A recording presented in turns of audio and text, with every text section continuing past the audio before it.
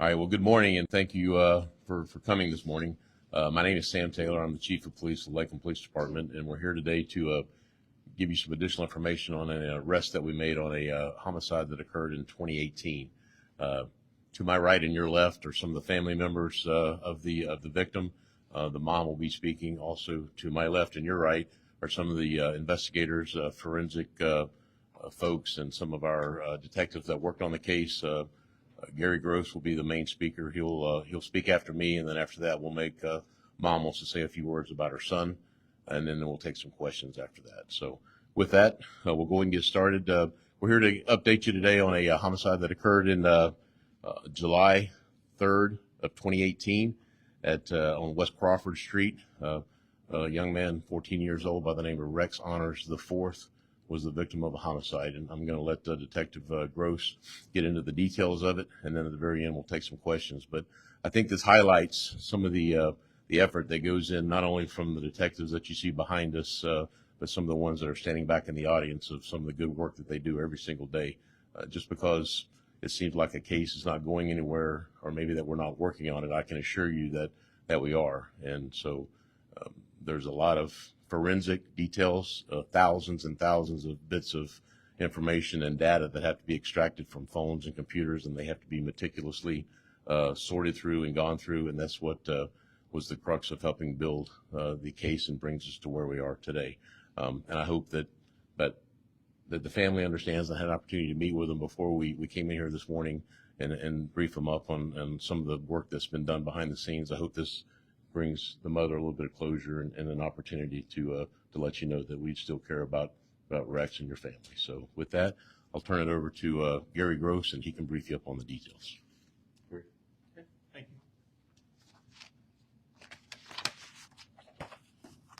So the chief started this cold case unit June of 2023. So I am a civilian investigator. I retired as a sworn law enforcement officer with 32 years of experience. And on this case, Detective Carden, who is sworn, assisted me on this case through every interview. Have to have that sworn component when we get into search warrants and everything else. So what I'm going to do today is take you through step by step on this case, and we're going to talk about what led us up to the arrest. And then afterwards, I'm going to have Mon come up and give a few words, and we'll open it up for any questions that you guys have from us. But first of all, I want to say that it's a little confusing on this case, so that you understand the arrest affidavit. I'm going to refer to the suspect as Rex Honors. He's Rex Honors III. Our victim is Rex Honors IV, but we're going to call him Stuffy. That's what the family calls him. That's what everybody knew him by, so we're going to call him Stuffy, and you'll hear me refer to that as we go through this case. And so on July 3rd is when this murder occurred.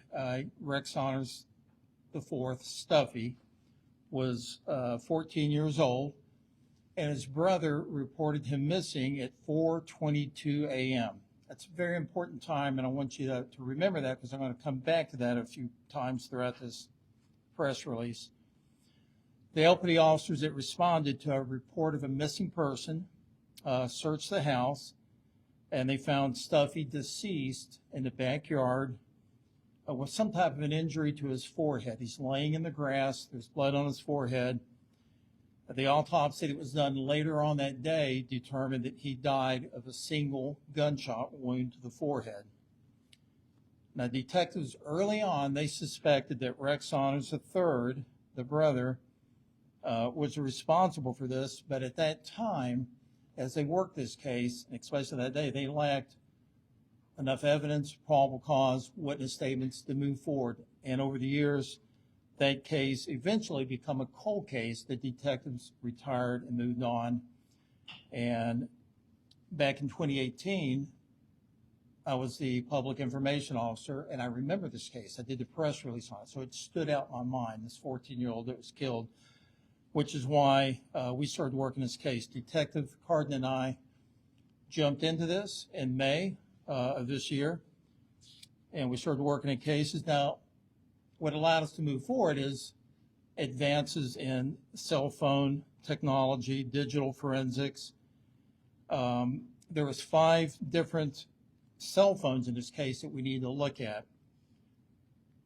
We wrote new search warrants for the cell phones and dove into that, and that's a lot of data to look at.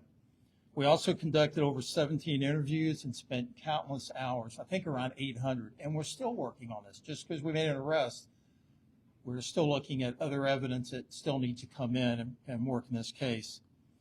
But to give you an idea, it's a little overwhelming on this cell phone how much digital evidence there is. Just on the suspect's cell phone, just his, there's 26,378 pieces of digital evidence that we looked at, which is, photos, videos, pictures, it's just a lot. The victim's phone, 28,338. And one of our witnesses' phones that we looked at, 17,886. That's over 72,000 pieces of digital evidence to look at. That's a lot to go through. But you got to look at each one, and you'll see why in a minute. One piece of digital evidence can make a case. And in this case, there's quite a few, but we'll go over some of those. Rex Honest III was the suspect from day one. We learned he had been arrested in Albany, Georgia. He was arrested on August 16th. Now, they call it ag assault. If it was here in Florida, it'd be ag battery, that he stabbed somebody. But their language is a little different up there with law, but he's in jail for ag assault. He's still incarcerated at the Daugherty County Jail. We'd worked the case enough that we felt confident and the timing was right. We didn't want to go too early, but we now knew that we had enough information. We felt comfortable in talking to him, so we went up there on October 15th to interview him.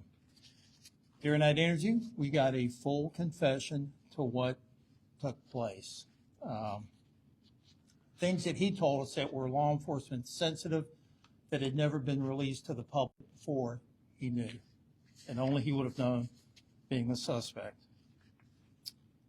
So this is now what we know occurred. On the night of the murder, Stuffy, a witness and the suspect were at this house on Crawford Street where the murder occurred. They're just looking at social media, playing video games, hanging out as the night progressed.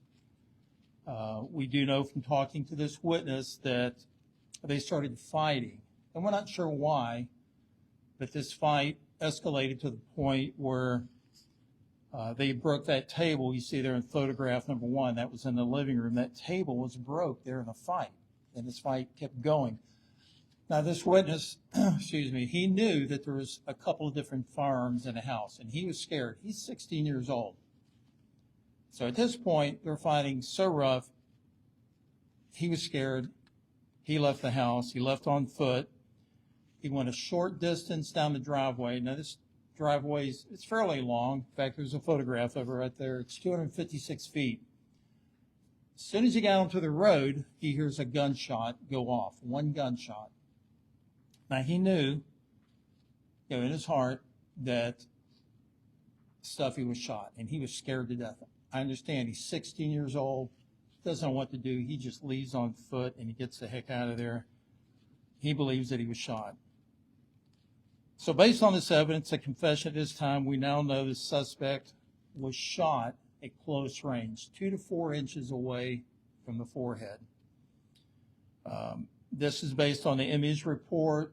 They found stippling, it's a gunpowder burn. The gunpowder from the gun burned into his skin. That only happens when you're 2 to 4 inches away. When he shot him, we know that from the image report. We know that the suspect then picked him up under his arms in the bedroom, the northeast bedroom, dragged him out of the bedroom, down the hallway, through the living room where he stopped briefly, and then through the kitchen and out a sliding glass door out into the yard. Photograph number 3 there. I know it may be difficult to see, but when he took him outside, the grass was at least 4 to 5 feet high. And he dragged him through that grass, and he left him laying out in the grass. He then admitted, this is what he told us, only the detectives knew and the crime scene knew, that the crime scene appeared to have been cleaned up. We know he admitted to this. He admitted to cleaning up the crime scene with rags, towels. He used some bleach. And then he said that he got rid of the guns, the 2 guns that were in the house, and all the bloody towels. He got rid of those at a nearby neighbor's house. He wouldn't tell us which one. He just said he threw it in the trash can somewhere down the road. He then makes a series of phone calls in what we think was an attempt to create an alibi.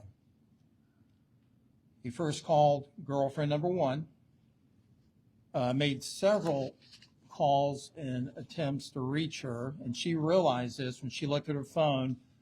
She called him back at 3:48 in the morning. Remember, he didn't call the police until 4:22. She called him back at 3:48, and she said he was crying on the phone, and he said his brother was dead. This is before he called the police to report him missing. He would not have known his brother was deceased at 3:48 in the morning.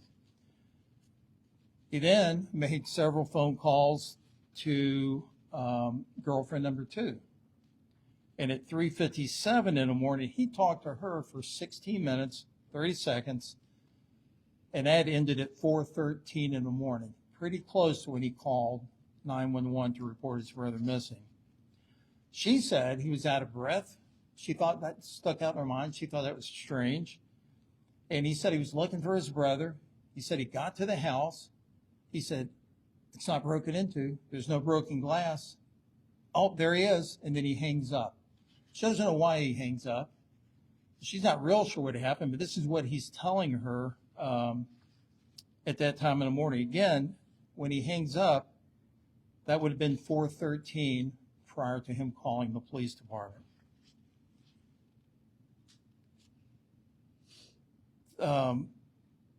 This would have been 9 minutes before he called the police department. And, you know, it's what he didn't tell her as well. And that was when he walked in the house, there was visible signs. You would have seen the blood. He didn't tell her anything about any blood. He didn't tell her that. He just hung up. Another piece of evidence in this case was next door at a let's say at a nearby house. There was a house that had installed the day before a surveillance camera. The day before this camera was put in, and this camera captures the suspect talking on his phone, and he's in a panic. Now, I mean, I can demonstrate this. The phone, as you see, it's lit up, and he's going up and down. He's in a panic, frantic mode. He's just going crazy with this. And he's calling. It's the exact same time you see on the video. You see him call girlfriend number 1, and then you see number 2. You see him on the video with the phone going up and down, talking to these 2 individuals. So that was captured as well. Rex Honors III suggested to the police and others on social media while he's here at the police department and early that morning that possibly a burglary had occurred. We know that's incorrect. That's a false statement to mislead the detectives and the police. And we know that because we've talked to some of the individuals that lived in the house that a burglary never happened. Nothing was stolen. The TV, the jewelry, coins, everything that would normally be taken during a burglary was there. They said a burglary did not occur. So we know that was a lie, again, and that was an attempt on his end to mislead the detectives. Throughout the morning, the suspect also sent several text messages that his brother had been shot in the head. And you got to ask yourself, well, how would he know this? The officer only knew that he had a wound to his forehead. He's laying in the grass.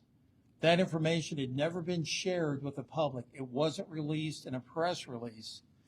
And they didn't know until that day around 1 o'clock when the autopsy was completed the manner and cause of death, that he was shot once in the head. Only the person who did this would know, and that was Rex Honors III.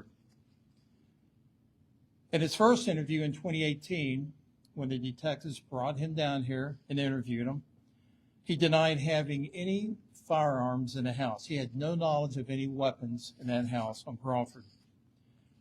However, one of those pieces of evidence, that one of those 338 pieces of evidence we looked at, we found a video on the suspect's phone.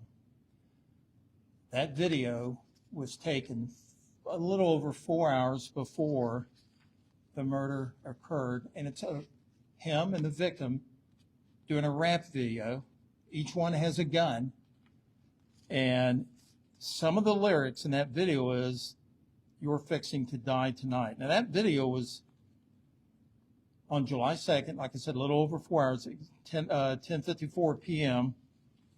before the murder occurred. It kind of foreshadows what was to come. The forensic examination of the witness's cell phone, who left at 3 a.m., the young man who was 16 years old, showed that he had tried to contact 27 different times family members. He's scared. Again, he's 16 years old. He just, he's not sure what to do. And those calls started around 3:41 in the morning. So when he heard that gunshot, again, he knew what had happened. He's just in a panic mode. We know that from the digital forensic evidence, the new evidence that we've looked at. And technology has changed so much. Our technical services unit, which we have some members up here today, what you can do today is going to change in 4 or 5 months from now. So a lot of this new evidence that we got was not accessible back in 2018. So we got a lot off these cell phones and the search warrants that we did. The original responding officer said he noticed a trail of blood throughout the house. The father who we talked to, who went back in after the crime scene unit had cleared the house and the police are gone, one of the first things he noticed was what appeared to be blood that was cleaned up in the bedroom, kitchen, and living room area. But in contrast, the suspect, when he called 911 to report his brother missing, who said he was in the house 10 minutes, never ever once mentioned to the dispatcher that he saw blood. And it's all throughout the house. But he did determine during that 10 minutes that he walked through the house that his brother wasn't there. He also told the dispatcher that little things that was kind of strange, like he noticed a pizza box on the floor. He noticed his brother's shirt. But all the lights were on. He told the dispatcher when he went in the house, all the lights were on. He should have seen that blood. It was right there in front of him. He never once mentioned to the dispatcher that blood was throughout the house. Honor said he tried to call the victim. False statement. We know from the forensic exam now, the digital evidence that we got, there's no evidence on his phone that he tried to call Stuffy. There's no evidence on Stuffy's phone that the victim tried to call him. That's another attempt for him to mislead the police in this investigation. So in summary, here's what we know happened. Honors admitted to shooting a victim from a standing point. During the interview up in Georgia, we said, "Show us." He stood up in the interview. He said he turned his head, he didn't look, he closed his eyes, and he said he shot the victim from about 6 feet away. And he demonstrated that during the interview. He's the only one who would know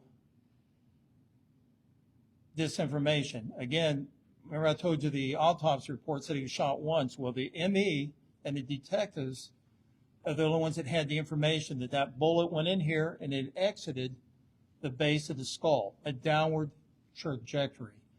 So when the victim, when the suspect gave us his statement, he said he was standing near the doorway, he turned his head, and he shot, and he said the victim was on the bed, a downward trajectory. Only he would have known that, and that matched up with what the medical examiner told us. So one last thing I'd like to mention is it kind of helped us through this case. It was a lot to go through, a little over 800 hours. And I told the mother this and the family as well. And we do this on every case. And especially on this case, when you walk in the cold case office, we put a picture of Stuffy up on the wall. so that we can see that every day we know our purpose. We're motivated to keep moving this case forward. And we know that just because this case is solved, that it's not going to erase the pain, that the family has, but it does give some closure and allows, Stuffy to have a voice and to be remembered. So at this point, I'm going to have the mother come up and ask her if she wants to give a few words about Stuffy. When she's done, then I'll open it up for any questions that you have, and then I'll turn it back over to the chief of police. But, Mom, would you like to come up here and give a few words on Stuffy, if you can? If not, it's okay, but if you'd like to come up. It's all right.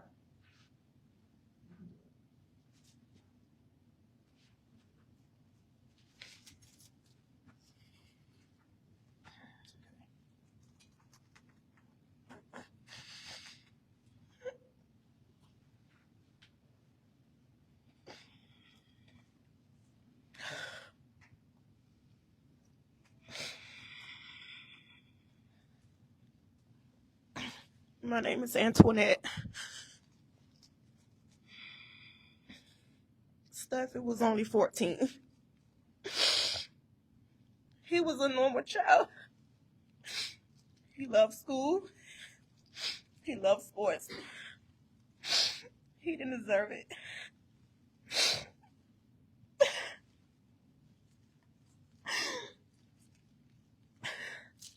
All I want to know is why you did this to my son.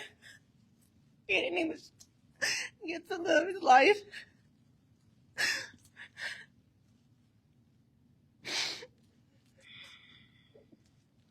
All he did every day is smile. He was a good kid. He was a normal 14-year-old child what kids do. He didn't bother nobody. He wasn't in the streets. He wasn't in no type of games. He didn't do nothing. He just had to go to school and have fun.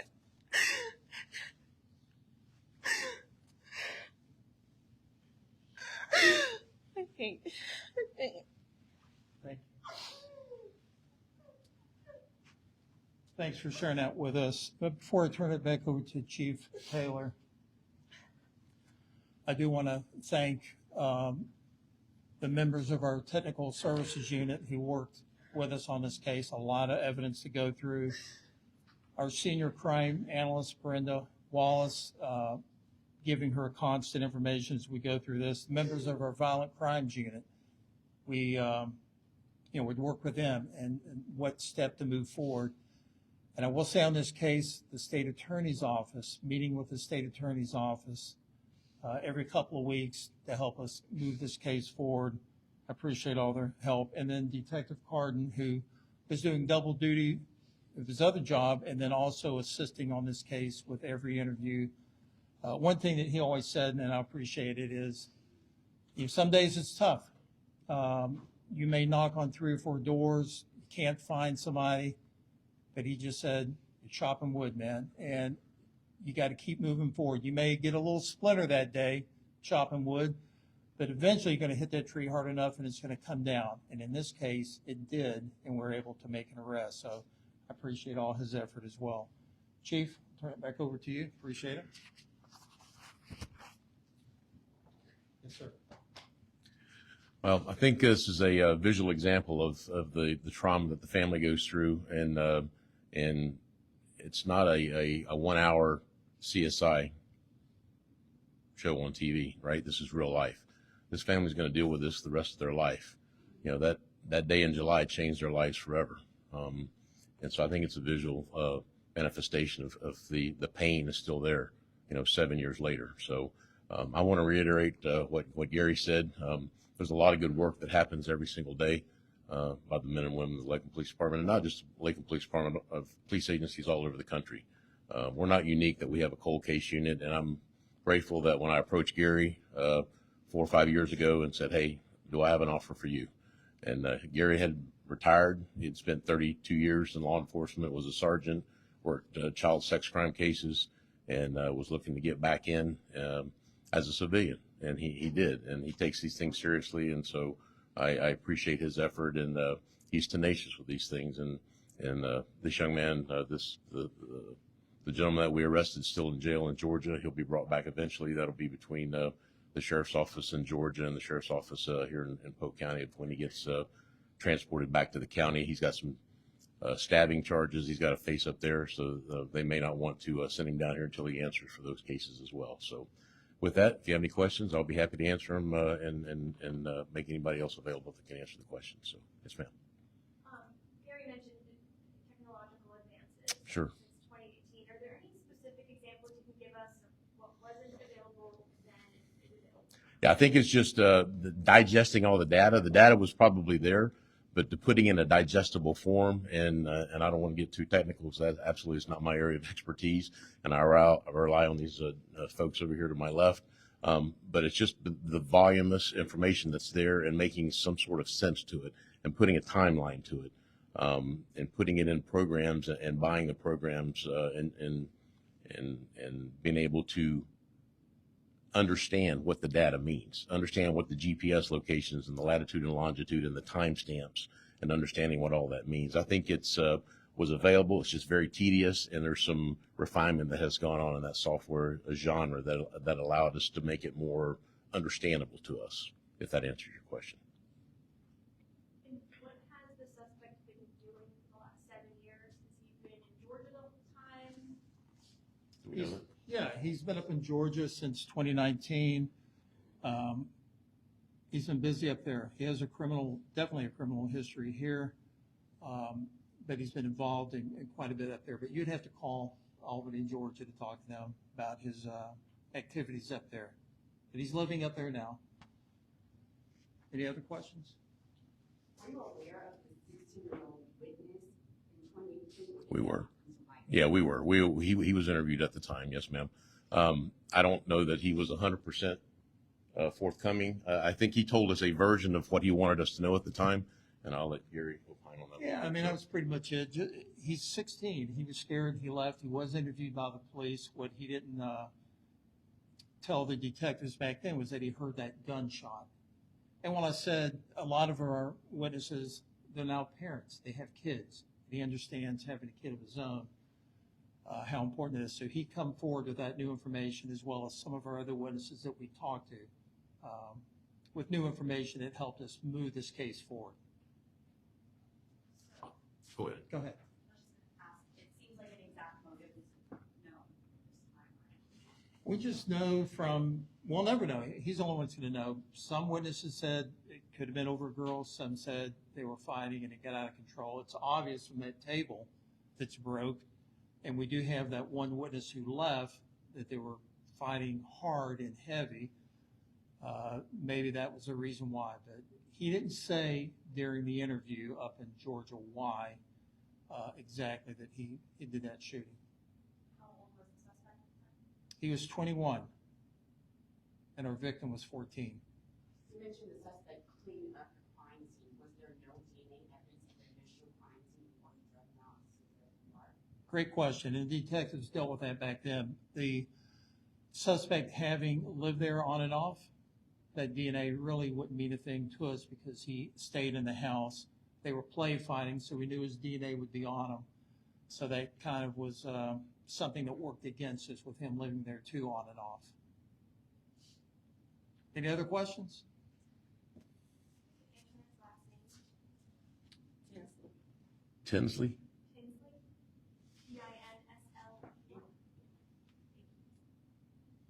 All right.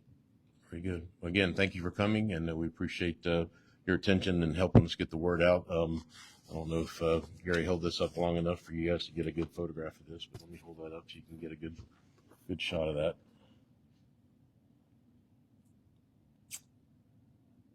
All right. What sort of sentence? He's already in jail. What would his sentence be? What would this what be? I'm sorry. His sentencing. His charges that he's facing? Yes, ma'am. He's facing a first-degree felony, a second-degree murder. He's facing a third-degree felony, tampering with evidence, and I believe a misdemeanor resisting arrest charge as well. So, I'm sorry? You can do life in prison, probably, depending on your history and your record and, you know, the way he scores out and his points and everything else. Yeah, I would imagine he's facing the rest of his life in prison. in addition to whatever charges he's facing in Georgia. So, all right. Thank you, guys. Appreciate it. Thank you.